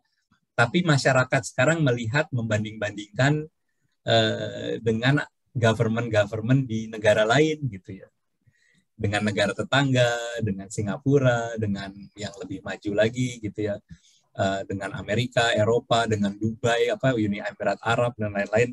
Kok government di sini misalnya dari sisi pemilu, gitu, kok masih manual sih pemilunya, di sana udah pakai pemilu elektronik misalnya. Kok masih macam-macam deh. Jadi sebenarnya government juga harus bertransformasi secara digital. Macam-macam lagi ya, industrinya, manufacture, telco, pariwisata dan lain-lain, semuanya harus digital. Kemudian apakah harus full atau setengah-setengah? Prinsipnya adalah pay attention and think scale. Pay attention artinya kalau sudah nyemplung, jangan ditinggal, gitu. Jadi kalau sudah embracing digital technology, jangan setengah hati, gitu ya. Tapi harus diimplementasikannya bertahap, ya. Implementasinya jangan setengah hati, maksudnya setengah-setengah itu jangan setengah hati, tapi implementasinya bertahap. Kita jangan invest besar-besaran, kemudian rekrut besar-besaran, marketing atau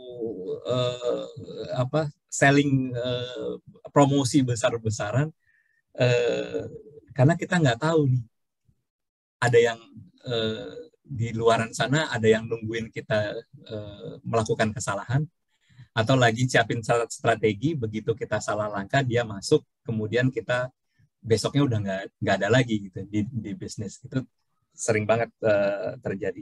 Jadi pay attention dan think scale. Jadi harus scale, ya, kecil dulu, wait and see. Oh, oke, udah jejak, kita naik lagi, gitu ya.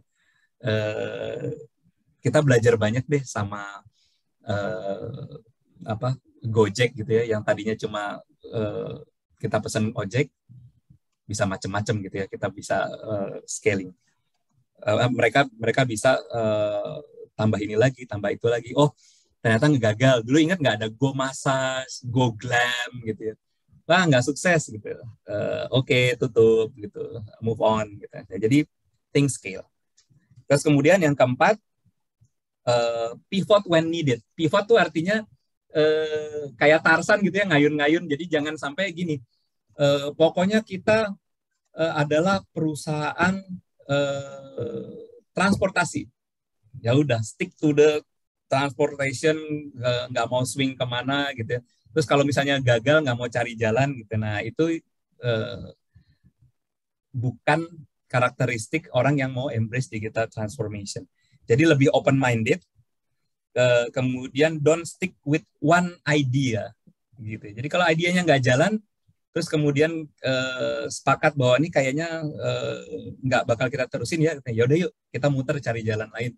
Sama kayak Gojek tadi, GoGlamnya ditutup, Go Masasnya ditutup gitu ya. Terus kemudian move on lagi cari jalan yang lain dan tidak stick ke idea-idea tertentu gitu ya, nggak idealis gitu ya. Nah, melihat toko yang sudah going digital, kemudian malah ada buka toko offline gitu ya, itu sebenarnya mau mendapatkan cuan dari remah-remah rengginang sebenarnya. Jadi misalnya gini, jadi orang Indonesia itu masih pengen ke toko. Nah, daripada uangnya diambil orang, mending kita buka juga tokonya itu gitu. Tapi tetap aja yang dibesarkan adalah digitalnya. Jadi bukannya digital nggak berhasil, yuk kita balik lagi ke konvensional gitu ya, apa namanya, ke tradisional gitu, sorry. Ke buka toko gitu. Tapi lebih melengkapi dan pengen dapat juga di situ gitu ya. Jadi pasarnya masih gurih, tapi nanti juga lama-lama akan shift ke digital gitu ya. Contohnya bank, kenapa nggak benar-benar ke digital aja gitu? Karena masih ada masyarakat yang memang pengennya datang ke bank, ketemu mbak-mbak teller gitu, dan kalau itu juga masih banyak juga yang mau nyimpen uang beberapa orang kaya tapi di pelosok gitu ya, dari hasil panen, dari hasil tambang, dari hasil hutan gitu ya. Ya sayang aja kalau misalnya kita nggak ambil itu, akhirnya tetap aja buka cabang walaupun nanti generasi berikutnya itu sudah mulai lebih ke digital gitu. Jadi sebenarnya mereka bukannya shifting atau malah tapi cuma ngabisin generasi yang masih ada aja gitu ya, yang kaum kolonial kalau kita bilangnya gitu ya, karena masih gurih ininya apa uangnya gitu ya, potensi revenue-nya dari situ. Kemudian information security tadi ya, PDA, tablet gitu ya. Nah ini ada banyak sih teknologi-teknologi, tapi yang paling penting walaupun kita udah pakai yang namanya firewall, ada IDS atau IPS untuk mobile application, mobile device, ada juga full disk encryption kalau laptop kita hilang, yang diambil ya cuma laptopnya per se gitu ya, hardware-nya, tapi datanya benar-benar nggak bisa dibaca tuh karena di encrypt secara full disk. Tapi tetap aja awareness yang paling penting gitu ya, lebih ke manusianya, karena once passwordnya terbuka kemudian ditinggal ke mana, misalnya kita lagi kerja di cafe, di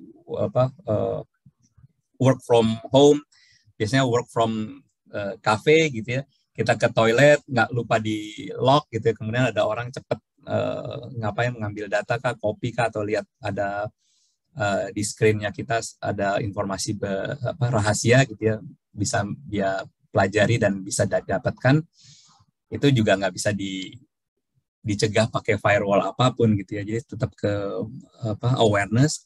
Tuker-tukeran password juga ya susah juga kita cegahnya gitu ya.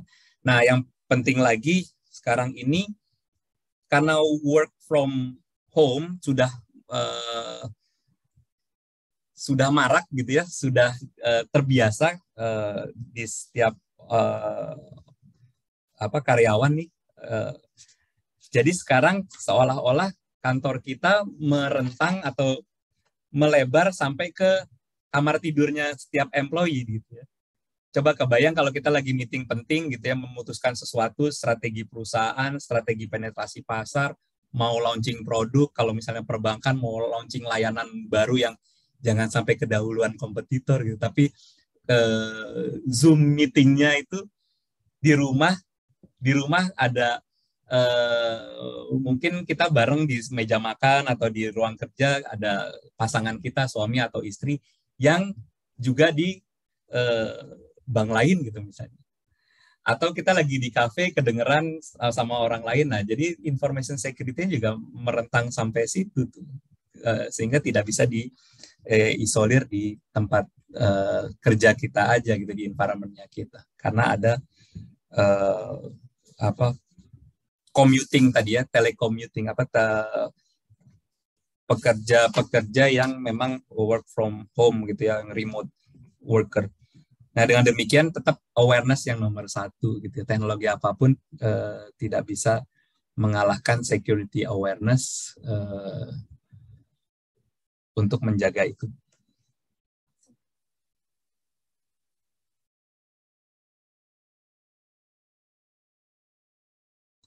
Kemudian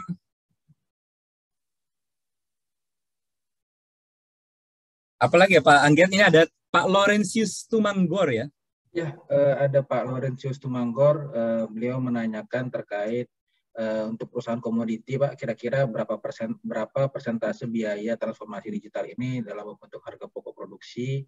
Dan satu lagi dari Pak Patikos terkait transformasi digital itu ada potensi bottleneck karena request transformasi digital itu ditujukan kepada IT division gitu, sehingga permintaan ke IT division itu menjadi menumpuk gitu. Nah, bagaimana untuk mengatasi kondisi seperti ini?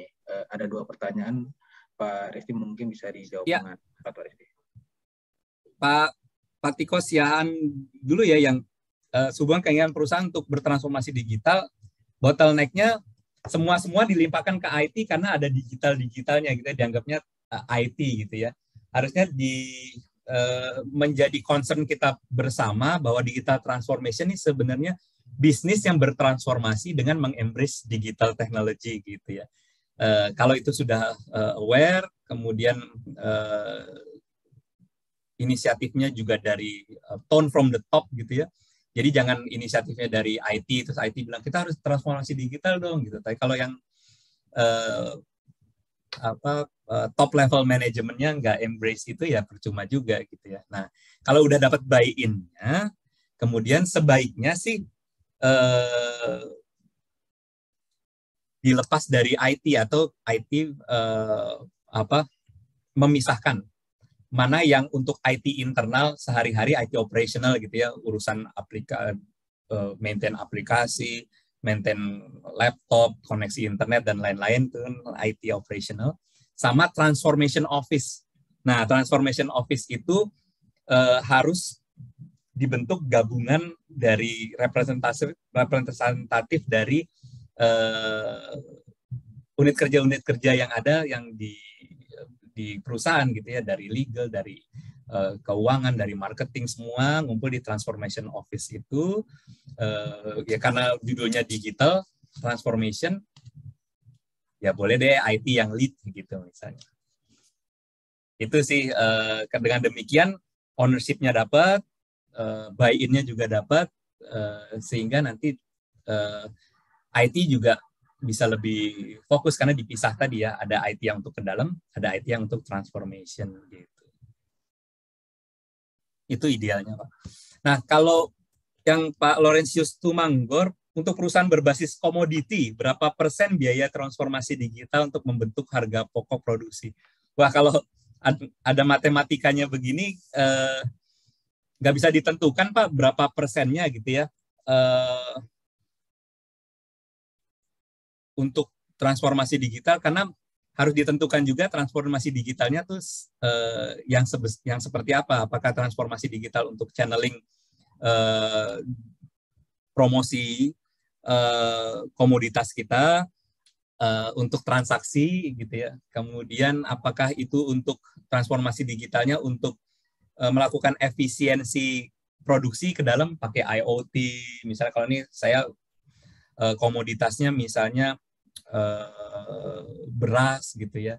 Atau skillnya juga tadi kali Pak ya. Betul, dari skillnya, kemudian dari apa yang mau implementasikan gitu ya. Ada tadi misalnya mau pakai mobile app untuk saya pernah bantu nggak tahu ada teman-teman di sini dari Raja Wali Nusantara gitu ya, pabrik gula sekarang holding pangan. Itu kan ada lelang gula gitu ya. Apakah lelang gulanya itu mau dibuat secara digital gitu ya. Jadi nggak perlu secara fisik gitu ya. Apakah cuma kayak masukan penawaran kayak jual beli saham gitu ya, tidak perlu ketemu, atau malah mau untuk penjadwalan panen, penjadwalan pembibitan, penjadwalan kasih pupuk gitu. Nah, itu transformasi digitalnya mau yang seperti apa. Nah, itu sebisa mungkin nanti kalau sudah efisien kan ada cost yang bisa ditekan dengan adanya transformasi digital itu. Nah, cuma memang yang harus disadari juga ini investasinya di depan yang besar gitu ya, di depan, dan nanti bisa di spread untuk dihitung ROI-nya untuk berapa tahun ke depan gitu. Jadi harus disadari juga bahwa ini investasi di depan karena digital transformation tuh investasinya tidak kecil dan harus di depan gitu ya ininya spend-nya. Demikian Pak Laurentius. Oke, terima kasih Bang. Baik, terima kasih Pak Resdi. Pertanyaan sepertinya sudah semua Pak sudah ditanyakan. Mungkin kalau saya boleh summary-kan ada beberapa poin terkait pertanyaan tadi, bahwa intinya mindset digital transformation itu bukan suatu privilege, tapi harus dilakukan untuk bisa survive dan harus di-embrace gitu ya. Dan kemudian pay attention dan think scale, bahwa implementasinya itu jangan setengah-setengah gitu, tidak harus sekaligus dan bisa bertahap sambil melihat kondisi untuk memanfaatkan peluang yang ada yang muncul pada saat kita wait and see itu. Pivot when needed, don't stick with one idea. Kemudian terkait information security adalah awareness yang paling penting untuk bagaimana kita menjaga kerahasiaan dari data-data yang kita miliki gitu ya. Kemudian buy-in dan tone from the top untuk melakukan transformasi digital. Karena tadi kalau memang ingin fokuskan transformasi digital, mungkin bisa memisahkan atau membentuk atau menambah sumber daya khusus untuk rekomendasi untuk sumber daya IT-nya. Dan tadi yang terakhir dari Pak Tubanggor bahwa penentuan biaya transformasi itu sangat bergantung kepada skala yang diinginkan dan fokus apa yang diinginkan dalam transformasi digital tersebut. Mungkin itu yang bisa saya sampaikan. Terima kasih Pak Resdi, terima kasih Bapak dan Ibu rekan-rekan auditor internal. Sangat menginspirasi sekali materi dan diskusi kita pada sore hari ini terkait internal audit and digital transformation. Semoga bermanfaat bagi kita semua untuk melaksanakan peran kita sebagai auditor internal. Mohon maaf apabila ada kekurangan kekhilafan. Selamat menjelang berbuka puasa dan semoga kita bisa bertemu lagi dalam kesempatan yang lebih baik. Terima kasih. Assalamualaikum warahmatullahi wabarakatuh. Saya kembalikan ke Mbak Dewi atau Bu Angela, silakan. Terima kasih semuanya. Baik, terima kasih kepada Bapak dan Bapak Anggiat Panggabean atas pemaparan materi yang diberikan. Semoga semua yang disampaikan dapat memberikan insight dan tambahan ilmu bagi Bapak Ibu yang hadir sore hari ini. Bapak Ibu, dengan demikian berakhir pula acara auditor Ngabuburit sore hari ini. Dapat kami informasikan sebelumnya, materi hari ini akan dikirimkan ke alamat email Bapak Ibu masing-masing atau dapat di-download pada web IA Indonesia. Dan untuk sertifikat kehadiran akan dikirimkan ke alamat email Bapak Ibu. Selain itu, tidak lupa kami ingatkan kembali, di bulan April kami memiliki beberapa training yang dapat Bapak Ibu lihat pada web IA Indonesia. Dan bagi Bapak Ibu yang belum melakukan renewal membership, silahkan untuk dapat melakukan renewal ke bagian membership IA Indonesia. Saya mewakili panitia mengucapkan terima kasih kepada Bapak Ibu yang sudah berkenan untuk berpartisipasi dalam acara ini. Kami juga memohon maaf apabila dalam pelaksanaannya terdapat kendala dan hal-hal yang kurang berkenan lainnya. Sampai jumpa dalam auditor Ngabuburit minggu depan. Selamat sore, salam sehat, dan wassalamualaikum warahmatullahi wabarakatuh. Waalaikumsalam. Makasih Mbak Dewi.